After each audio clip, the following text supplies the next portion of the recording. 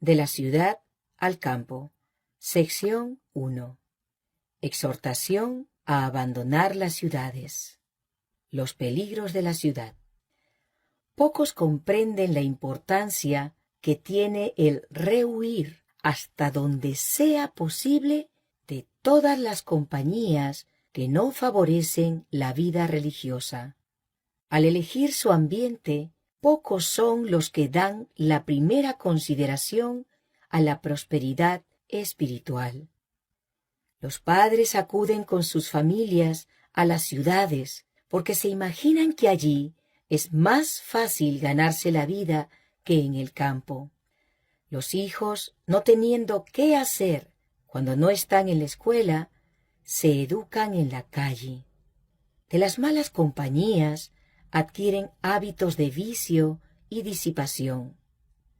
Los padres ven todo esto, pero la corrección de su error requeriría un sacrificio y permanecen donde están, hasta que Satanás obtiene completo dominio de sus hijos.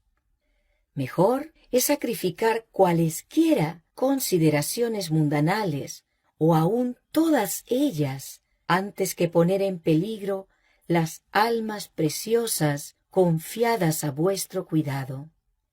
Serán asaltadas por tentaciones, y se les debe enseñar a arrostrarlas, pero es vuestro deber suprimir toda influencia, romper todo hábito, cortar todo vínculo que os impidan realizar la entrega más libre, abierta y cordial de vosotros mismos y vuestras familias a Dios.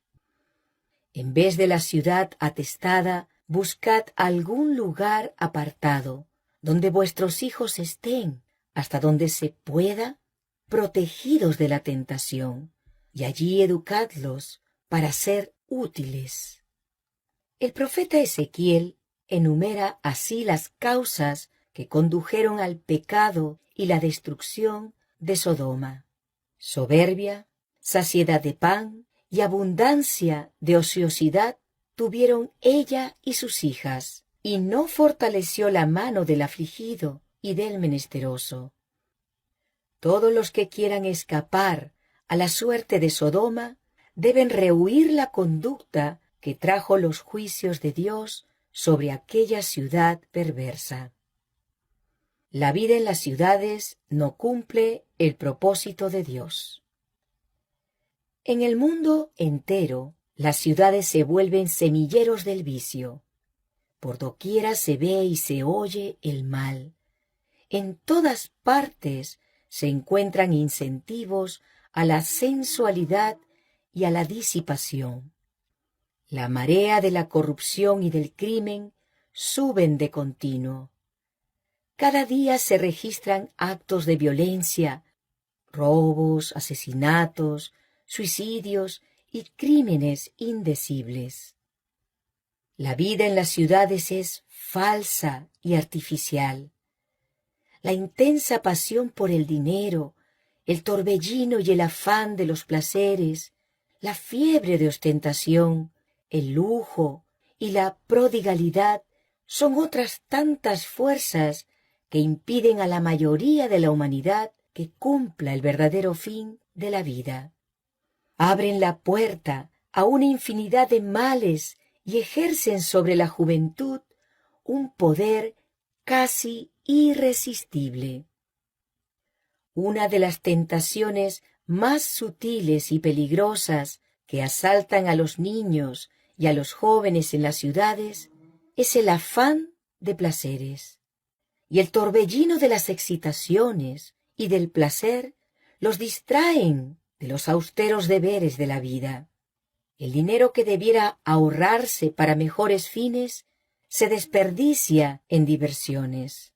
Debido a la actuación de compañías monopolizadoras y a los resultados de las confederaciones obreras y las huelgas, las condiciones de la vida en las ciudades se hacen cada vez más difíciles. Graves disturbios nos aguardan, y muchas familias se verán en la necesidad de abandonar la ciudad. El ambiente físico de las ciudades es muchas veces un peligro para la salud.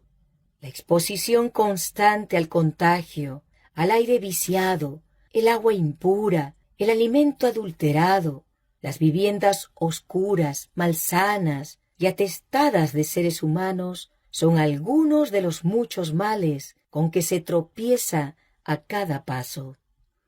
No era el propósito de Dios que los hombres vivieran hacinados en las ciudades, confinados promiscuamente en estrechos alojamientos.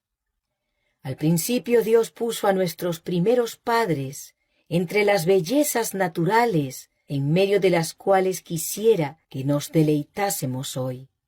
Cuánto mejor armonicemos con el plan original de Dios, más fácil nos será asegurar la salud del cuerpo, de la mente y del alma. Una actitud indolente. Esta madrugada no pude dormir después de las 2. Durante la visión de la noche me veía a mí misma en una junta. Rogaba a varias familias que aceptasen las instrucciones establecidas por Dios y saliesen de las ciudades para salvar a sus hijos. Algunas de ellas dejaban pasar el tiempo sin tomar una determinación. Los ángeles de la misericordia apresuraron a Lot, a su esposa y a sus hijas, tomándolos de las manos. Si Lot se hubiera apresurado tal como el Señor lo deseaba, su esposa no se habría convertido en una estatua de sal. Lot adolecía de un marcado espíritu de dilación. No seamos como él era. La misma voz que amonestó a Lot a que saliese de Sodoma nos ruega: salid de en medio de ellos y apartaos, y no toquéis lo inmundo. Aquellos que obedezcan esta amonestación encontrarán un refugio. Que cada hombre esté bien despierto y procure salvar su familia. Que se ciña para realizar el trabajo. Dios revelará punto por punto qué debe hacer después. Oíd la voz de Dios hablar por medio del apóstol Pablo. Ocupaos en vuestra salvación con temor y temblor, porque Dios es el que en vosotros produce así el querer como el hacer por su buena voluntad. Lot recorrió la llanura de mala gana y con lentitud. Se había asociado durante tanto tiempo con la gente impía que no logró comprender el peligro que corría hasta que su esposa quedó en la llanura, convertida en una estatua de sal. Las ciudades recibirán los juicios de Dios. Se acerca el tiempo cuando las grandes ciudades se verán visitadas por los juicios de Dios. Antes de mucho, esas ciudades serán sacudidas con violencia. Cualesquiera que sean las dimensiones y la solidez de los edificios, cualesquiera que sean las precauciones tomadas contra el incendio, si el dedo de Dios toca esas casas, en algunos minutos o algunas horas quedarán reducidas a escombros. Las impías ciudades de nuestro mundo serán destruidas. Mediante las catástrofes que ocasionan actualmente la ruina de grandes edificios y de barrios enteros, Dios nos muestra lo que acontecerá en toda la tierra. Resultados de desoír las advertencias. Se me pide que declare el mensaje de que las ciudades llenas de transgresión y pecaminosas en extremo serán destruidas por terremotos, incendios e inundaciones. Todo el mundo será advertido de que existe un Dios que hará notoria su autoridad como Dios. Sus agentes invisibles causarán destrucción, devastación y muerte. Todas las riquezas acumuladas serán como la nada. Acontecerán calamidades de lo más pavorosas, de lo más inesperadas, y estas destrucciones se seguirán la una a la otra. Si se presta atención a las amonestaciones que Dios ha dado, y si las iglesias se arrepienten y regresan a la lealtad, entonces otras ciudades serán perdonadas por un tiempo. Pero si los hombres que han sido engañados continúan en el mismo camino en el cual han estado andando, sin prestar atención a la ley de Dios y presentando falsedades ante el pueblo, Dios les permite sufrir calamidades para que sus sentidos sean despertados. El Señor no desechará repentinamente a los transgresores o destruirá naciones enteras, sino que castigará ciudades y lugares donde los hombres se han prestado para ser poseídos por los agentes satánicos. Las ciudades de las naciones serán tratadas estrictamente y, sin embargo, no serán visitadas con la extrema indignación de Dios, porque algunas almas renunciarán a los engaños del enemigo y se arrepentirán y convertirán, mientras que la masa estará atesorando ira para el día de la ira. Los juicios de Dios son inminentes. Existen razones por las que ni deberíamos edificar en las ciudades. Sobre ellas pronto caerán los juicios de Dios. Falta poco para que las grandes ciudades sean barridas, de manera que todos deben ser amonestados acerca de la inminencia de estas calamidades.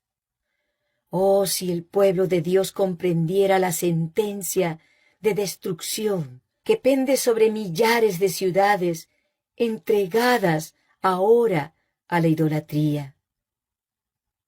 La visión de una gran destrucción. En la mañana del viernes pasado, justamente antes de despertarse, me presentó una escena sumamente impresionante. Tuve la sensación de que despertaba del sueño en un lugar que no era mi casa. Desde las ventanas veía una terrible conflagración. Grandes bolas de fuego caían sobre las casas y de ellas salían dardos encendidos que volaban en todas las direcciones. Era imposible apagar los incendios que se producían y muchos lugares estaban siendo destruidos. El terror de la gente era indescriptible.